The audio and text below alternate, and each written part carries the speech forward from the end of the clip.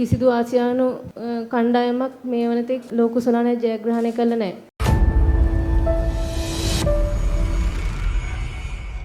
ලෝක කුසලාන කාන්තා එක්දින ක්‍රිකට් තරඟාවලියට සහභාගී වන ශ්‍රී ලංකා කණ්ඩායම සඳහා අනුග්‍රහකත්වය ලබා දීම සිදු කෙරුණා. එම අවස්ථාවට ශ්‍රී ලංකා ක්‍රිකට් ආයතනයේ අල්වි ප්‍රධානී උපුල් නවරත්න ඇතුළු පිරිසක් එක්ව සිටියා. කාන්තා එක්දින ලෝක කුසලාන තරඟාවලිය සැප්තැම්බර් මාස 30 වනදා සිට නොවැම්බර් මාස 3 වනදා දක්වා ශ්‍රී ලංකාව සහ ඉන්දියාව සත්කාරකත්වය යටතේ පැවැත්වෙනවා. ශ්‍රී ලංකා කාන්තා කණ්ඩායමේ උපනායිකා අනුෂ්කා සංජීවනී මෙහිදී අදහස් පළ කළා. අපිට 50 ඕවර් කප් එක තියෙන්නේ. ඉතින් මම හිතනවා පසුගිය මාස දෙක තුනක කාලේ පුරාවට අපි හොඳින් පුහුණුවීම් කරා. තවමත් පුහුණුවීම් හොඳින් කරමින් පවතිනවා. ඒ වගේම විශේෂයෙන් අපිට සෙල්ලම් කරන්න තියෙන්නේ අන්ඩර්ලයිට්ස් වල.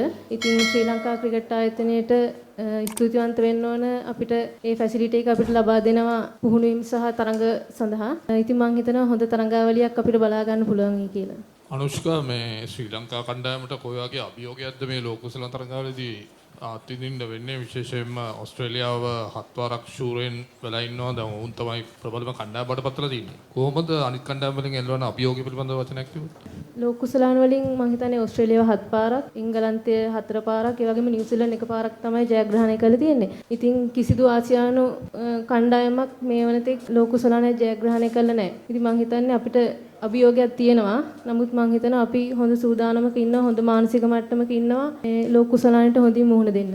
ඔබේ නිෂ්පාදන ක්‍රීඩා ශේෂ්ත්‍රයට අදාළද?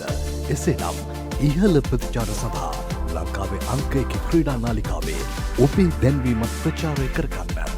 දැන්ම අප අමතන්න 0.77 267 73 77